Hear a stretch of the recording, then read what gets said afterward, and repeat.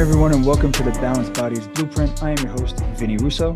And I am your co-host, Dr. Eryn Stansfield. And we're shifting gears from all the conventional fitness narrative you hear on most fitness podcasts, as our main emphasis lies in preventative healthcare, adopting a holistic approach to nutrition, and challenging the traditional views on various fitness topics. Our mission with this podcast is to provide you with the information you need to achieve optimal health. All right. What's up, everybody? Welcome back to the Fit40 Podcast, where we simplify exercise and nutrition for busy parents 40 plus so they can improve their health and feel amazing. I'm your host, Bryan Fitzsimmons, and today we have an incredible guest with us. We have Vinny Russo in the house. He's the Director of Nutrition for Balanced Bodies, Project Transform, and Standard Practice. He's also a personal trainer. He has coached hundreds of clients over 14 years. He's got his master's in applied clinical nutrition, and he is a new father. So we've got a lot to talk about today. So Vinny, welcome to the show. Thanks, Brian. I appreciate you having me on. And just to give a quick background on like how we met. So Instagram, man, brought us together. So going back and forth liking each other's content. And yeah, I'm happy that you asked me to come on, man. Really am. Absolutely. And I think one of the big things that stood out, and I know I mentioned this to you in the messages, is we're both in a bit of a unique position, being that we're personal trainers and nutrition coaches who have a significant other in the medical field. Yeah. Because it could be a little combative almost, like with coaching and personal trainers saying doctors don't know anything. And we're just sitting there like, grinds my gears, man. Grinds my gears. Yeah. Because I know, like, actually, before I get into that, I'd love to hear your personal story, because I know I heard you on Aram and Jimmy's podcast, which you guys should definitely check out after this, the Other Side Lifestyle podcast. But how did you get into the personal training nutrition space, and how did that change when you met your wife when it comes to the whole accumulating information and helping clients? Yeah. So my whole thing was like, I started competing really early. 2011 was my first competition. It was like right out of college. I played college football, right? So, and I wasn't going anywhere. I was going to make the NFL on 5'10" on a good day. So I got to ask, what position? I actually went in as quarterback, and then I played outside linebacker. So yeah, just well, that makes a ton of sense. For those people who can't see on YouTube, really handsome guy. Of course, he's a quarterback. So makes total sense. I'm not quite as handsome. So I was an tight end, D end. We get him. Nice. Yeah. Big guys, man. You got to push people around. You still got the speed. I like it. Yeah. So basically what happened was I was like, I still have this competitive nature. I'm not playing men's softball. So what can I do? I'm like, I'm always in the gym. And I was just like, I want to dial myself in and try competing. So I hired a coach, and we didn't change anything with cardio. We didn't change anything with strength training. He just adjusted my nutrition, and my body completely transformed. And that really got me obsessed with nutrition. So then I went and got all these certifications. Half of them I don't ever use, and I wasted money on. But I also got my master's in applied clinical nutrition, like you said. My background was in biology. So I was able to kind of just go right into that. And then I started trying it with a few of my friends, and it just blossomed into me really helping people with nutrition and being pretty damn good bringing people to stage. So basically, to kind of shorten this down a little bit, when it came down to like being a personal trainer, I only did that just because I knew what I was doing with training, and I got my NFPT certification, and I was able to train people just freelance. So I would hop from gym to gym. I get yelled at a bunch of times. I get kicked out. Go to home gyms, that type of stuff. But my main passion was nutrition, and I definitely wanted the business to be nutrition. So I was a teacher. I'm teaching high school science, and I was starting my nutrition business. And when it got to the point of where like I didn't have to teach anymore, I was like, I'm definitely not doing this. We just had like COVID, and the kids came back and they were able to fail tests, and we couldn't fail them, and it just didn't resonate with me anymore. So I was just like, I'm out. I don't need to do this anymore. And it was the best decision I ever made. But then getting involved with my wife, so she really opened up my eyes to a lot of things, because she's the most intelligent person I've ever met in my entire life. And I'm not just saying that. She went to college at 14. So she's up there, man. But basically, we would have conversations about like supplements. And she would just go into like one of her main things when she was doing her master's was like to look at research and say whether it was legitimate or not. So she would go in and just like destroy like everything that I was saying. And I'm just like, I can't compete with this.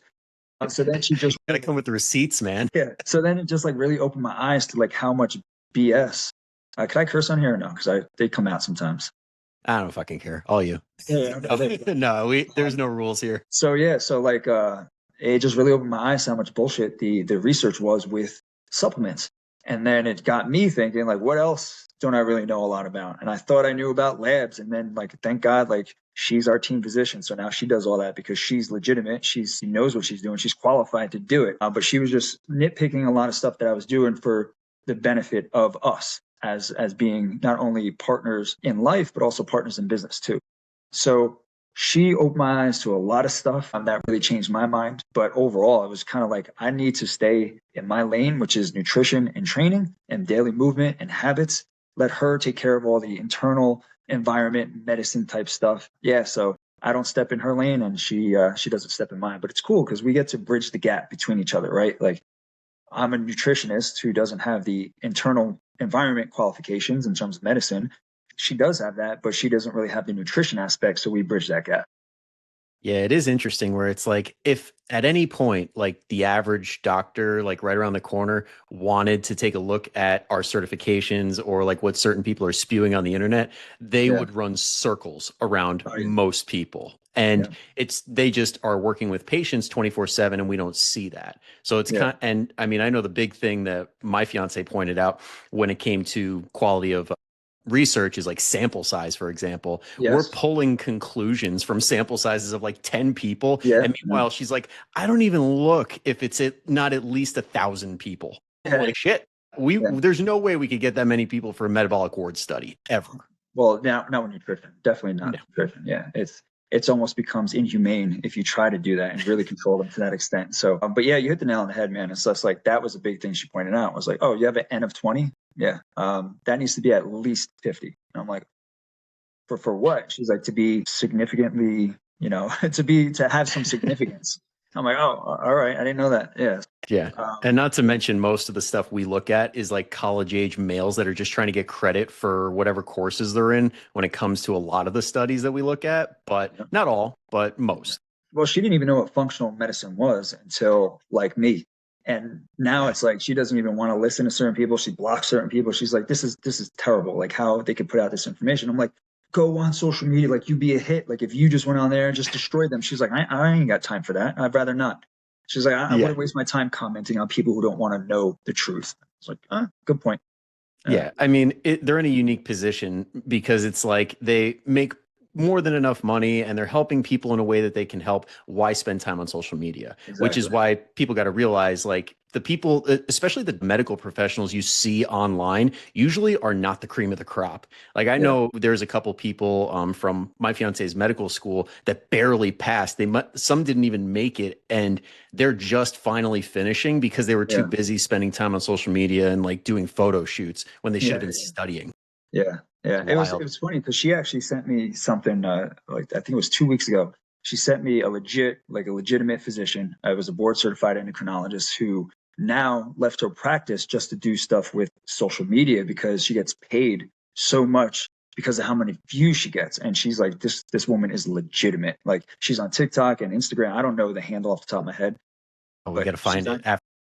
She's on Instagram. She's on TikTok.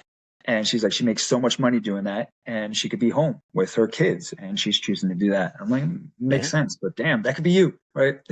It's like, come on, babe, it could be you. But not to harp on that topic too much, but I do think it is important to bring up. Oh, and also in my notes here, I had to ask when it came to, you said you were a high school teacher in Rahway, correct? Yes. I grew up 5 minutes from there. Did you really? I grew up in Cranford. Oh, no, I grew up in Kenworth. Oh my God. So we probably are like blocks away from each other. Yeah, 100%. Yeah. Yeah. Because we're neighbors and then Rahway is like 5-10 minutes from there. So. Wow. Yeah. It took Instagram to find you here. And I have a best friend from college that I didn't meet until we went to West Virginia that we grew up 2 blocks away from each other. Sometimes it's wild. But anyway, to circle back before we get too off track. So one thing I wanted to talk about when it comes to the medical side of things and how it kind of seems to get a little muddied with the nutrition and the training is the concept of blood work and how it's interpreted, how it's actually applied. Because to be totally frank, like I'm in a position where I'm like, leave the blood work to the doctors and I will do whatever they say to get your blood work in a better position. Where exactly do you stand and how do you like to utilize blood work in what you guys do? Yeah, I'm like, let her do it. Plain and simple. I'm not the qualified one. She is. if I didn't have her, but I learned the same stuff that I've learned from her, but let's just say she wasn't working with our company, I would refer out. Definitely would refer out just to have someone qualified do it. And this is not a knock on like functional practitioners. Well, maybe it is for them, but definitely not a knock on like nurse practitioners because they know a lot. They do.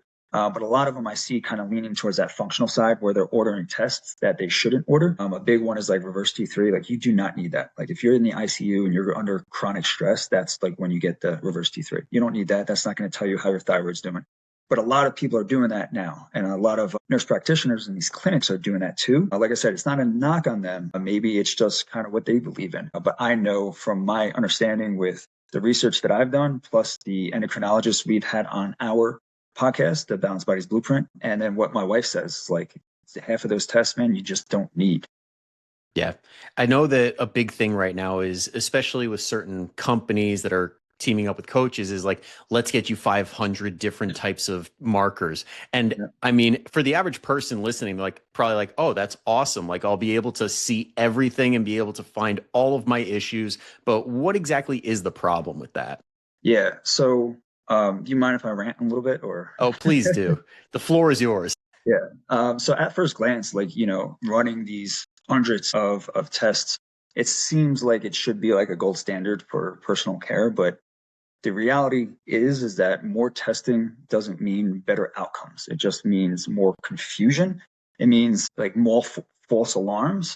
And it's an opportunity that some people will take advantage of for misdirection, right? So when you're thinking about it, there's a bunch of different downsides of ordering tests. The first one that I would say is information overload, right? Where you're getting a lot of confusion and not so much clarity, right? So when you order 100 plus biomarkers, it creates a lot of noise. And many of those biomarkers, they're not clinically validated and they're not actionable. So when something comes back that might be slightly out of range, something that would never trigger a concern in conventional medicine, it now gets labeled as like, here's your root cause. This is the reason why you're feeling this way. And then that's where you cue in the unnecessary supplements or you go with these named diets. And then you wind up testing again and again, and the loophole just never ends. So I would say information overload is a big downside of it.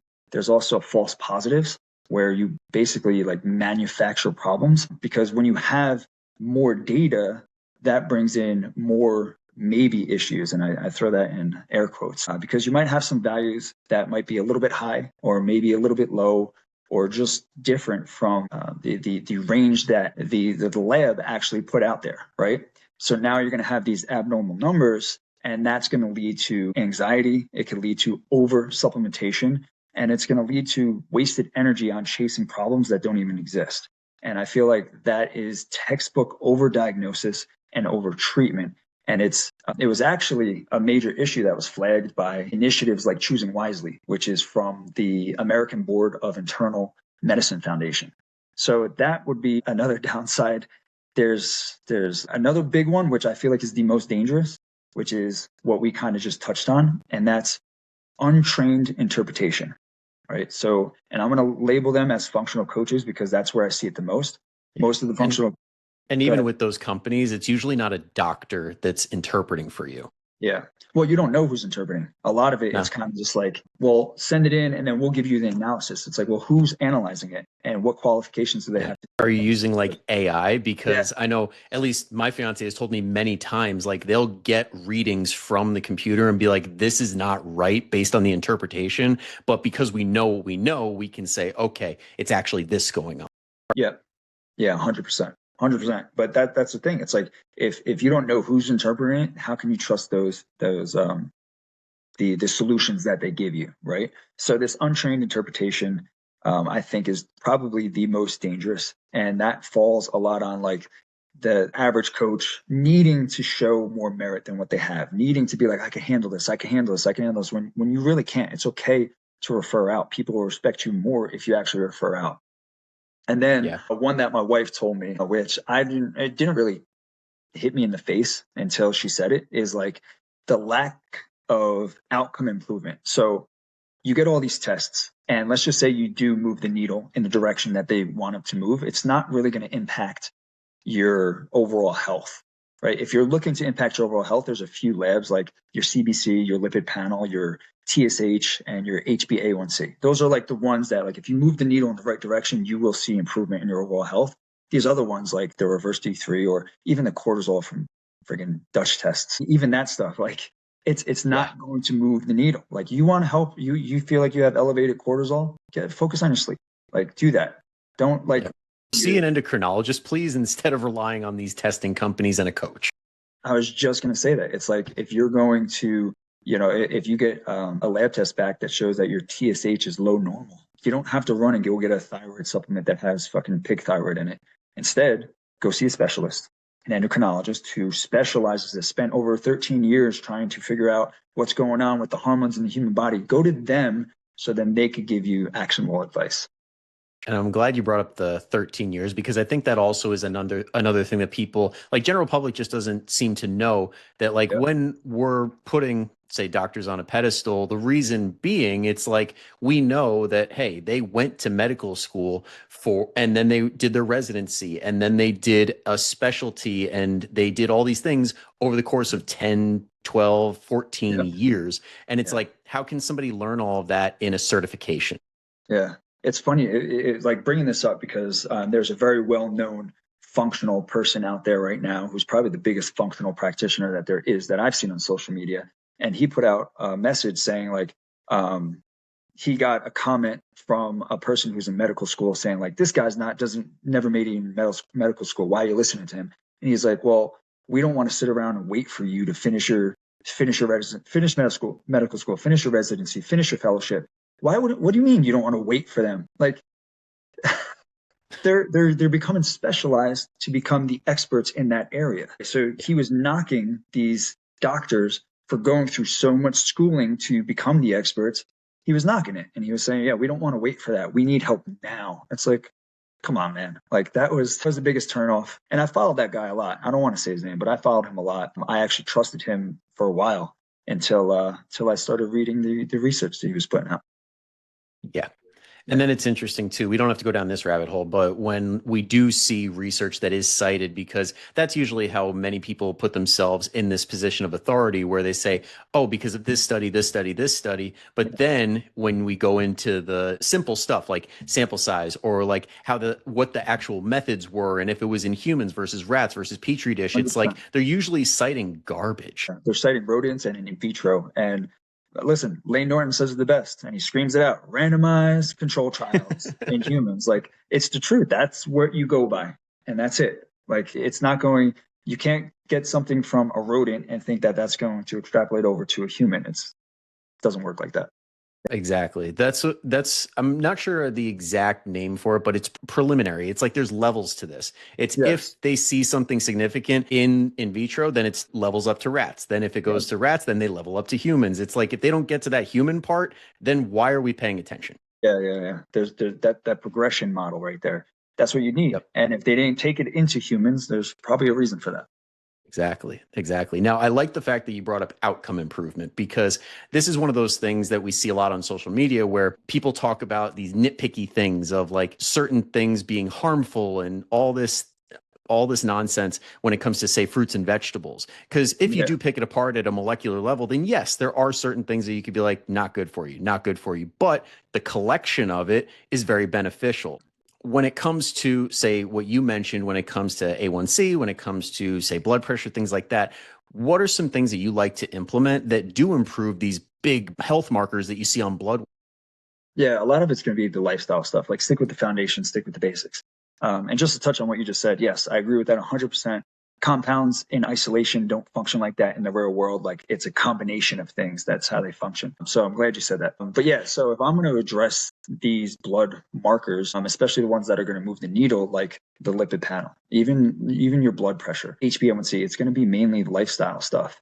So if we're looking to focus on, let's just say, the lipid panel, we're going to look to replace saturated fats with unsaturated fats, like olive oil, fatty fish, some nuts, even seed oils. Yes, even research shows that. I thought they were inflammatory. Oh my God, no.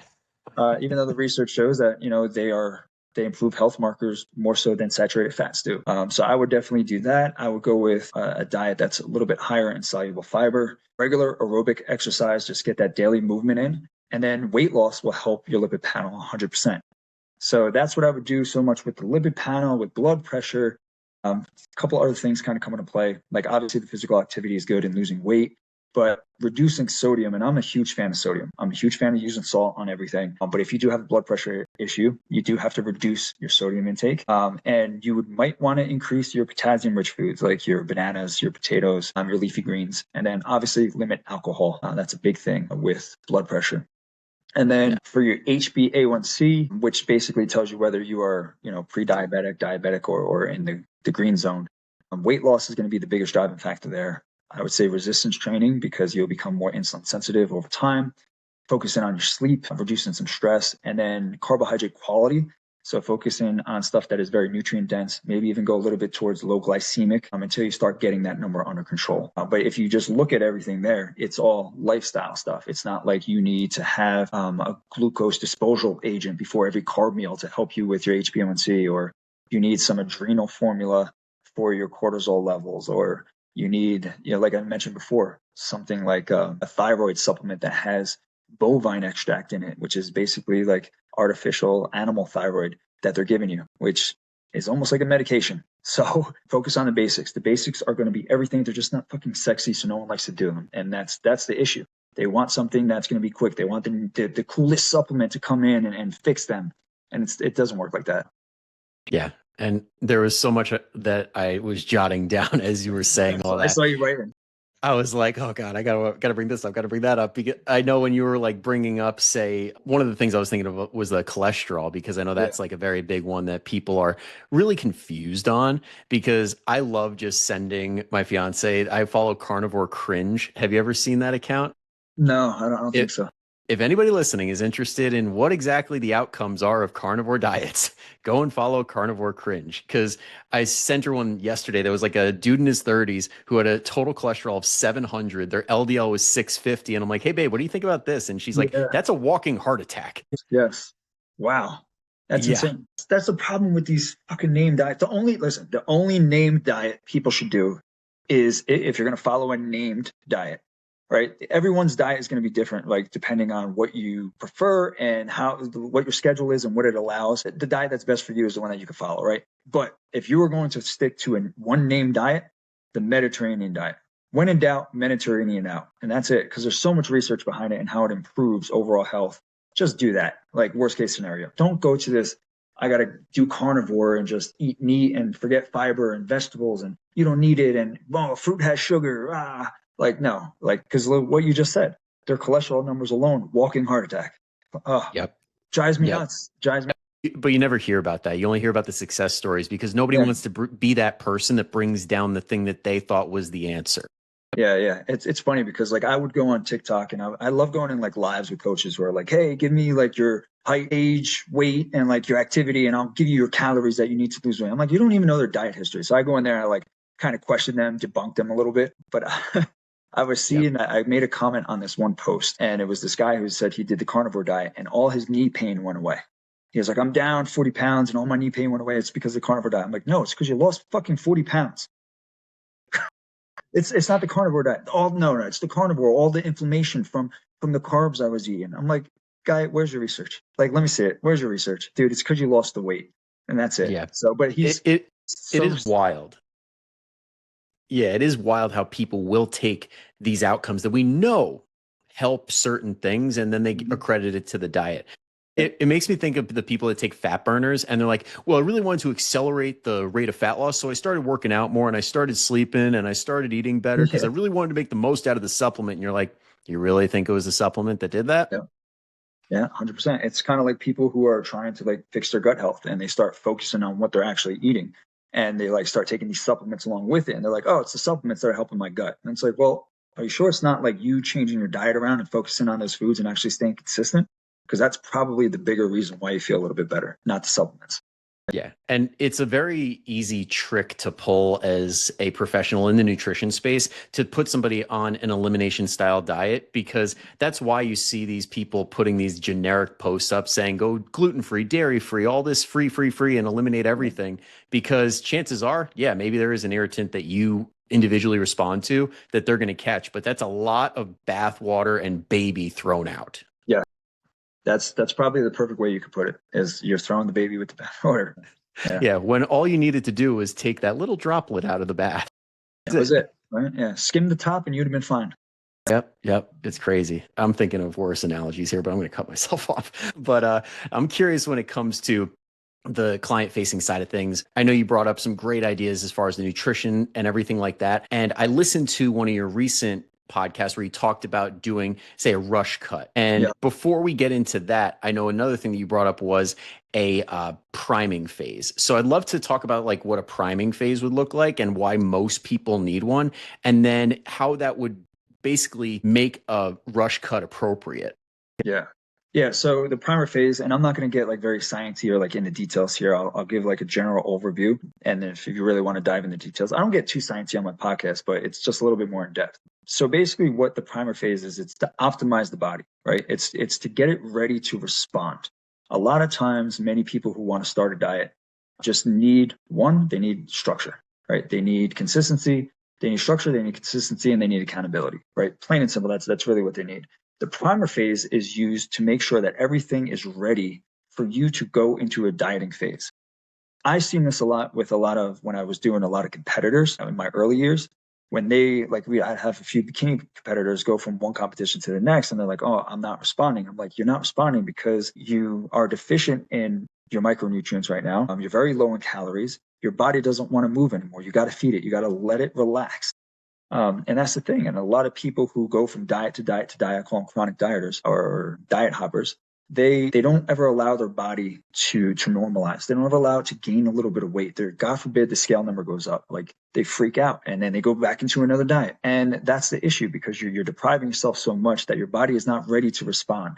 So the whole entire point of a primer phase is to get it ready to respond. And the way you do that is you bring down some activity level, you start feeding up. You make sure all your micronutrients are covered. It's not just macros and calories. That is the biggest driving factor in whether the scale is going to go down or up. That's 100%. But how you feel and how you respond come down to the micronutrients as well. So you want to make sure your diet is very nutrient dense, and you got to feed up. You got to give yourself some, I call it water from the cup, right? If you have a cup of water and the amount of water in your cup is the calories, if you have a near empty cup, you can't really pour from that.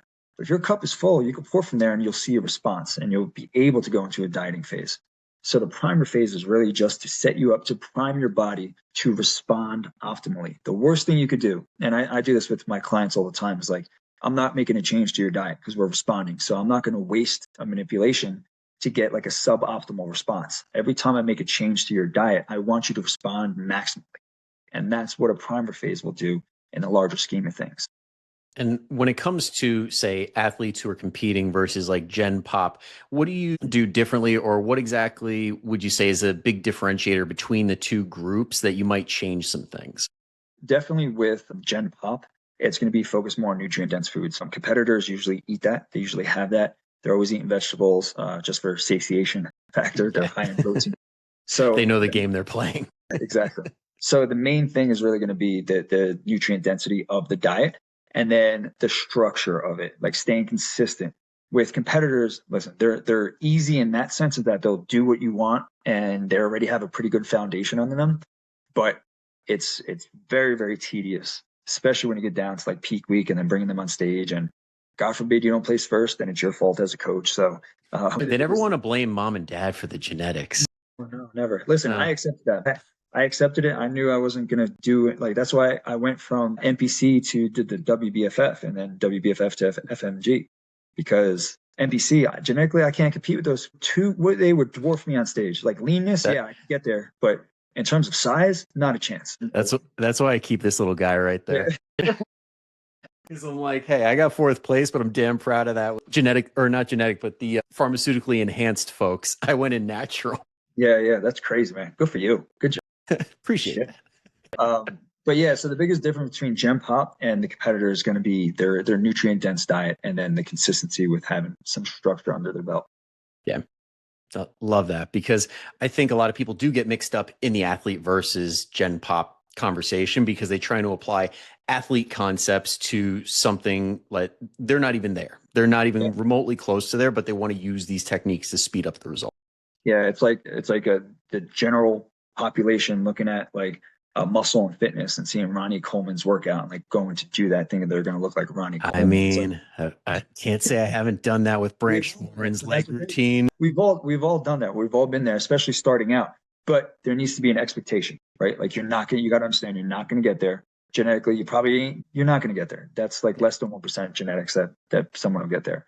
But I just think that analogy kind of fits where it's like, well, if I see someone who has 1 million followers and a really great body, some female who of Latina descent, where she's just gifted in certain areas genetically, and they want to do her glute routine, well, come on, like it's not going to be like that. So when you're looking at the diet with Gen Pop versus like a competitor, they don't go hand in hand with each other. They don't.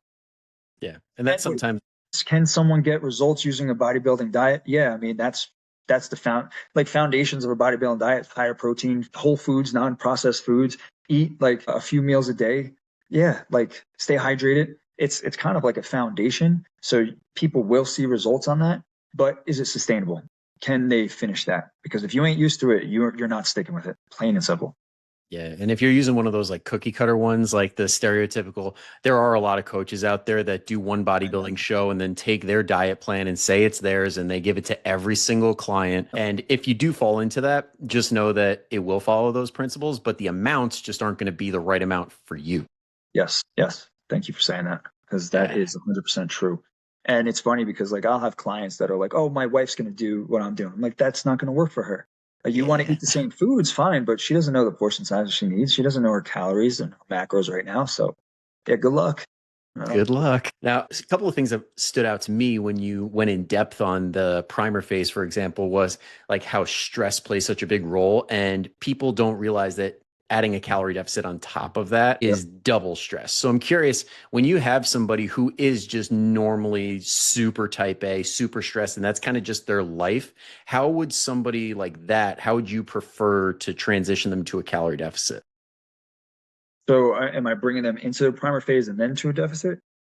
I'm curious, like if somebody showed up at your doorstep day one and is like, I work a really high stress job, like how are we going about this? Yeah. So if your job, which is your income, and you can't change that, if that's going to be the stress, we need to look at what other areas of stress are we going to have. And then also, is this the right time for you to diet down? Right. That's going to be really important. Like if you're like, I could go either way, then probably not. Like let's let you get your shit under control before we actually throw a little bit more exogenous stress into your life. But if they're like, no, I need to do this, like I really want to do this, I've been wanting to do it for the last 5 years and just never did it, so now it's time to pull the trigger. And she's talking to me like this fast, and I'm like, oh shit, like yeah, she's strong right now. I'm gonna see what other areas we could pull stress from to reduce stress. And I don't want to get woo-woo-ish or anything like that, but something like walking in nature alone will help. I do this thing with my clients, and if you listen to their ROM podcast, you probably heard it, where I tell them to like get in the moment, right? Get out of your head and count how many different noises you can hear and then name those noises. And then do the same thing with how many animals you see and name those animals. And then what colors do you see, name the colors, and smells, and so on and so forth. But so you find different ways to reduce that stress, and you add in some things that can help reduce the stress, which would be something like a walk in nature. But if they're doing crazy amounts of cardio and they're trying to work out 5 days a week, we're going to go down to 4 days a week. You're not going to do cardio every single day post-workout. You're going to do it 3 times a day. You're not going to do it fasted in the morning. You don't need to do that. Do it when it's convenient. Don't stress about it. They kind of just change the narrative within their head. Because a lot of times those people are so stuck on like, this is what I need to do and I'm going to do it. And I don't care what anybody says. Even, you're my coach. Like, just tell me that I need to do this so I can do it. And it's like, wait a minute. You don't have to do the fasted cardio.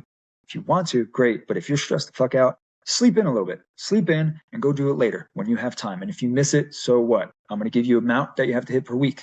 Maybe it's 3 times per week. It could be any 3 days you want. Doesn't have to be Monday, Wednesday, Friday, right? So you just change little things and you try to change the narrative within their head. And what's great is like over time, and I see this a lot with people who are afraid of carbohydrates, like over time, they start to trust it, and then they realize it, and then it becomes a whole new like euphoric lifestyle that they're living, where they can enjoy themselves, where they're not stressing out of getting that fasted cardio in, or they're not stressing out of like, I can't have rice. Well, you can have rice, and you can see amazing results with rice. So I think that transition, the way to do that is just changing some narratives within their head and then showing them and allowing them to say, hey, if we do this and it doesn't work for you, we'll go back to what you want to do. Just try it. Just try it out, because you know it's going to work. So you get them to try it, and then they see it, and then they believe you. Yeah. And if anybody's listening right now and just the thought of that sounds like, oh boy, I don't know, like just know that that's totally normal. And it just really takes dipping your foot in the water and trying it out and feeling it. Because I know when I was at my old gym, what we used to do at the end of all the group workouts is like parasympathetic breathing, where it's like you just lay down and get out of your head and just focus on breathing, the more yoga style stuff that they walk you through. And you could literally see people physically just like, it's wild, and it just sets up your entire day, and it could literally change your energy for the entire day. Yeah. It's wild. But the other thing too, I wanted to touch on was like how you said social connections, like you just alluded to, how it plays such a big role with stress. Like, and along with that, a lot of people struggle with social situations. So when it comes to the idea of exposure therapy, for example, but they're getting these social connections, how do you like talking people through balancing them out, where it's like we're reducing stress, but at the same time, we're getting some good practice? Yeah. I lean on the practice. I don't even say stuff about the stress. It's like, look, if you want to make this a sustainable lifestyle, you have to know how to navigate those situations. If every time like something comes up, a holiday, and like you're in a diet and you avoid it, you're never going to learn how to go through it in life. And then you're always going to be avoiding stuff. So why not make the mistakes now with me, having your back here, and then kind of helping you through it. Make those mistakes with me now, get a bunch of practice, do it often. Like I tell my clients all the time, like go out, have girls' night, have date night with your spouse, go do it. Go on vacation, set up vacations. Don't like wait until like after you're done with the diet to go on vacations. You could do that, but don't avoid them either, because I want you to have that practice. The only way you're going to get good at it is through that practice. So yeah, I don't even really lean on the stress aspect of it. I'm just like, the only way that you'll know how to do it is by doing it. And I have your back right now. And what we'll do is like, especially if they're going away for a couple of days, I'm like, all right, so what you're going to do is you don't have to keep like a crazy journal. Just write a note thing down in your phone and just say like each day, what did you do really well? And what do you think you could have improved on? And then you're going to keep doing those things that you did well. But the things that we improved on, how can we improve on them just by a little bit? Maybe you're like, oh, I had dessert, but I ate the whole thing and I felt terrible afterwards. All right, well, have the dessert next time, but now eat half and share it with someone. And then see how you feel after that. Because if it works, you feel better, great. We'll start using that, right? And see how your body responds over a couple of days. It's not like avoidance of the dessert. It's like, well, if you felt that bad, let's reduce it down a little bit. Still do it, but just not that much. I love that you said that, because avoidance really, if we're going to break it down, is an extension of that all or nothing lifestyle, where it's like, I'm either having it and I'm going balls out, or I'm never, ever touching the stuff. And we wonder why we get stuck in these cycles. Now, when they've hit that point where, say, we've got everything locked and loaded, all these habits are good to go, and say somebody did want to jump into a calorie deficit. And I know you talked about in one of your recent posts about a rush cut. Like what would a rush cut look like compared to what you'd prefer a calorie deficit to look like? Yeah. So rush cut is more extreme.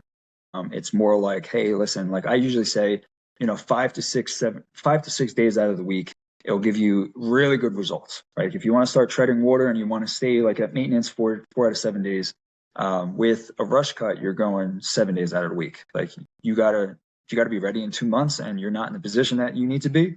You're going to go all out. Like I don't ask for perfection, but here I'm going to push for it. It's a little bit more than consistency. It's a little bit more extreme. The calorie cuts that I would do, it's not that I do more in terms of like the number that I'm cutting.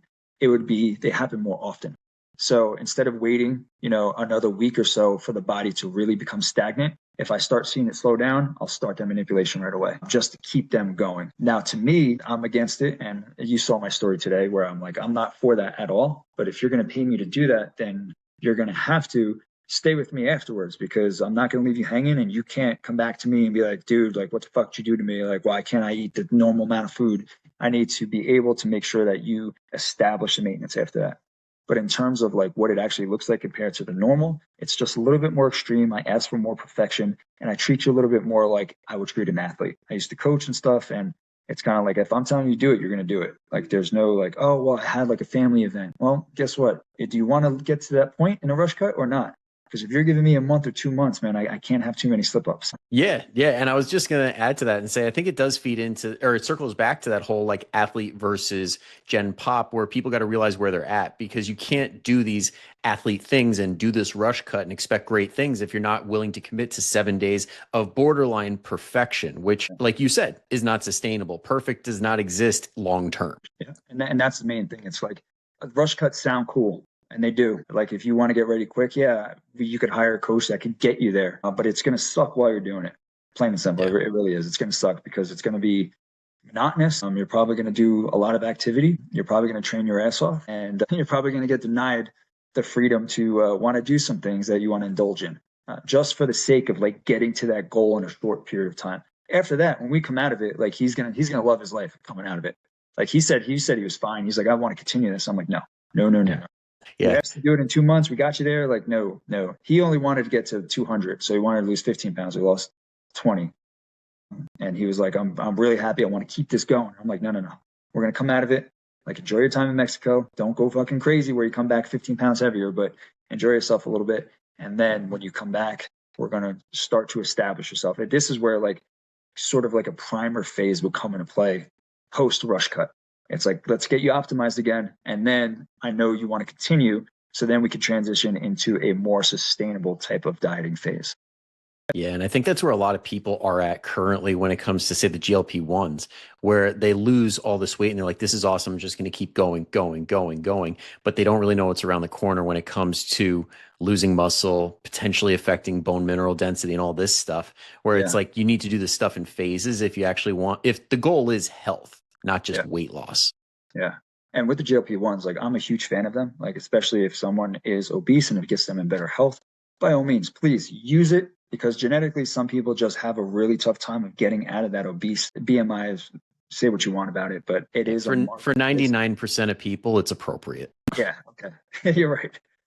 So yeah, say what you want about it, but I feel like it is appropriate for that gen pop. So a lot of people genetically just have a hard time getting out of it. And that if that can do that and improve their chances of longevity, then I'm all for that.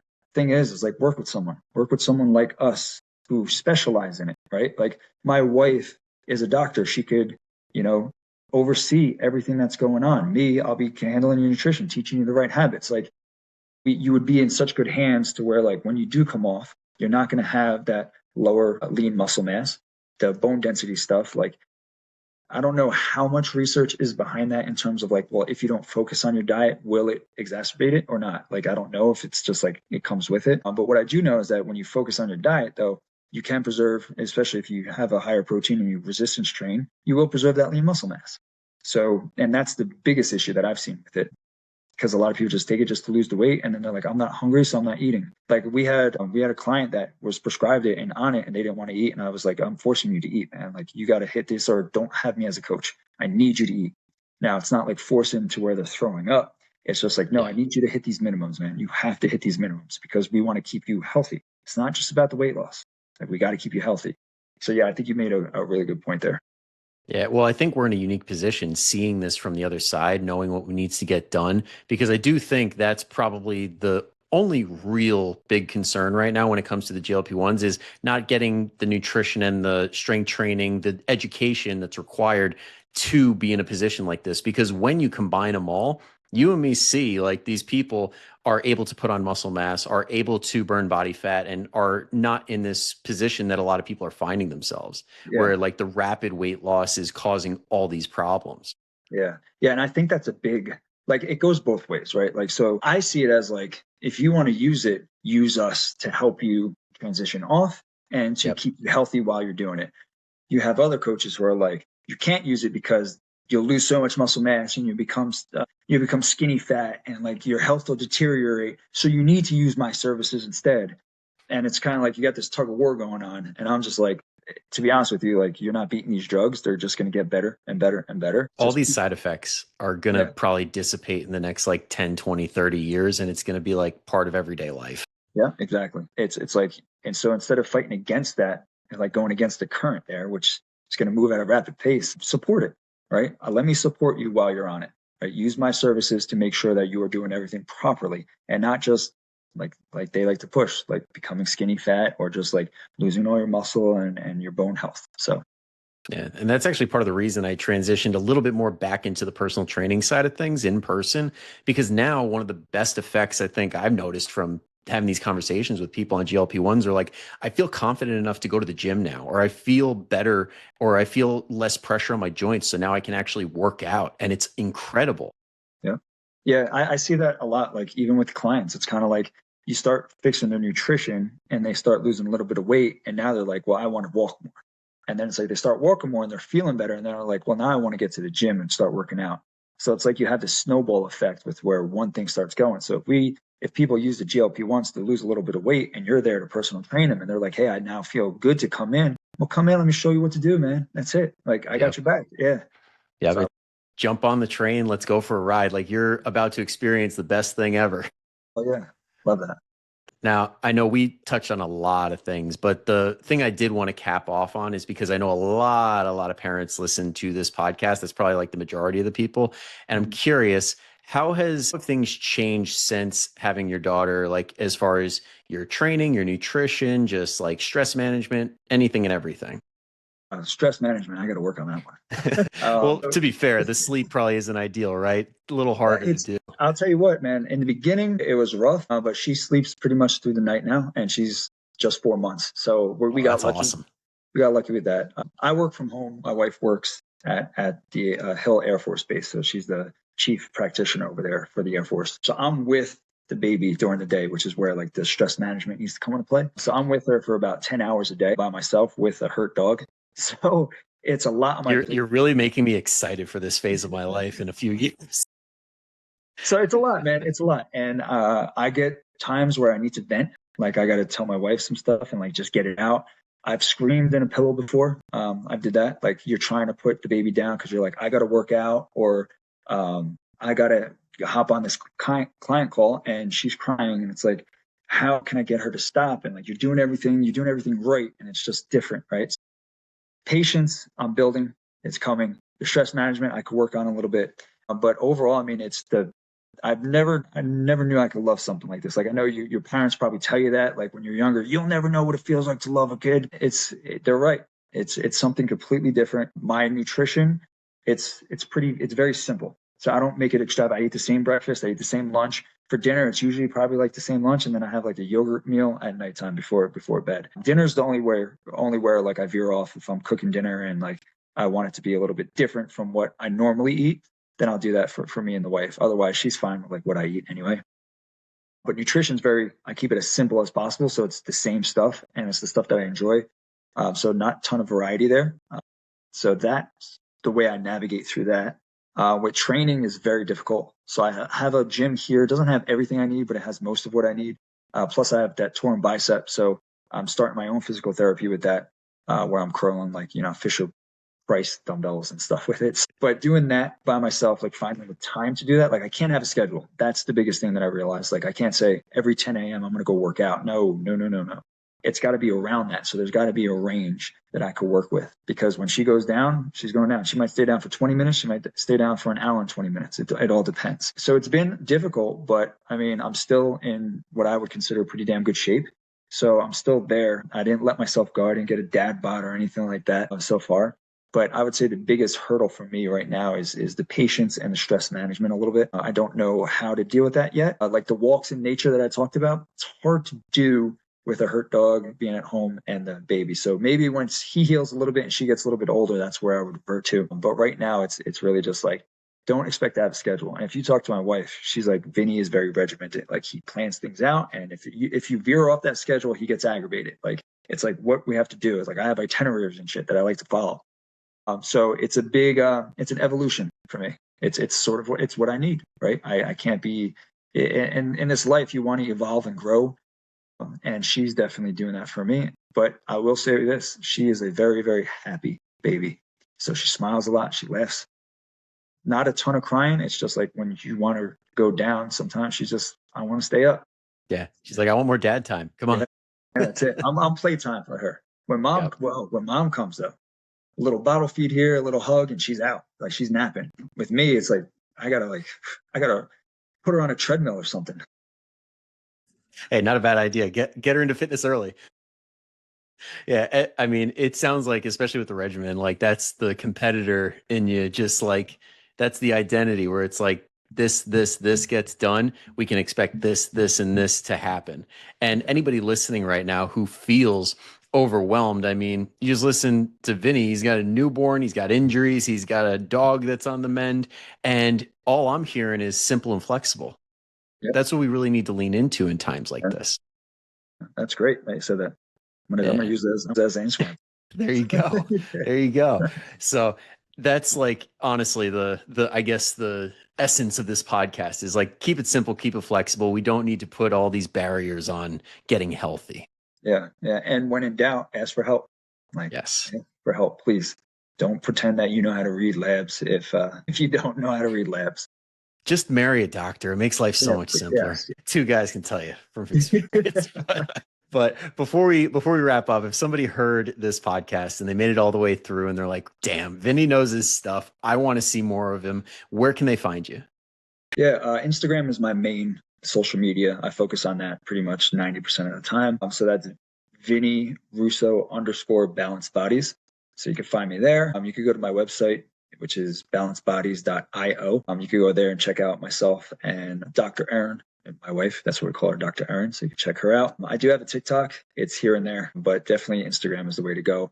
And if you ever had questions, I love answering like random people with questions. It just keeps me on top of my game and I'm adding value. And I feel like I got this tattoo on my fingers. It says SEVA, SEVA. It means selfless service. So do for others what, sometimes they couldn't do for you. So if I could answer questions and help people out, it's a value that I want to instill in my daughter. So you'll help keep that in line with me. So yeah, those are the places to reach me. Love that. And as you guys all know, if you're return listeners, it's all going to be down in the show notes in the description, wherever you're watching or listening. So just go click away, find Vinny, find his stuff, and you'll be thankful you did because he puts out incredible content. Now, as a thank you to Vinny for coming on, it would mean the world if at any point you heard something during this podcast that really resonated. You have that person in your head right now. It's like they are obsessed with their labs or like they're doing these fad diets. They're like, they need to hear this information. Go ahead and send it their way. They'll be thankful you did, and so will we. Share it, please. Because listen, there's a lot of misinformation out there, so we have to try to combat that with good information, and there's a lot more bad information than there's good. So the more you share this, the more chance you get to help someone. Absolutely. So, Vinny, thank you again for coming on. Really appreciate you taking the time. And again, for everybody who's listening, thank you for making it all the way through. I'll see you guys next time. But until then, go kick some ass. Later. So on behalf of Balanced Bodies, we just want to say thank you for joining us on this episode of the Balanced Bodies Blueprint. We are committed to bringing valuable content. And if you enjoyed today's episode, we'd greatly appreciate it if you can take a moment and like it and leave a 5-star review.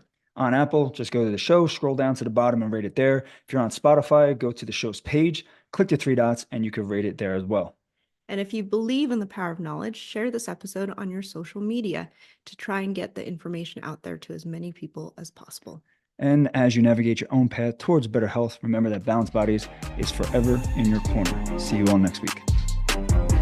The podcast content may include discussions of medical topics and health-related information. However, the information provided should not be considered exhaustive or complete, and it should not be relied upon as a substitute for professional medical advice or treatment. Always seek the advice of your physician or other qualified healthcare providers with any questions you may have regarding a medical condition or treatment.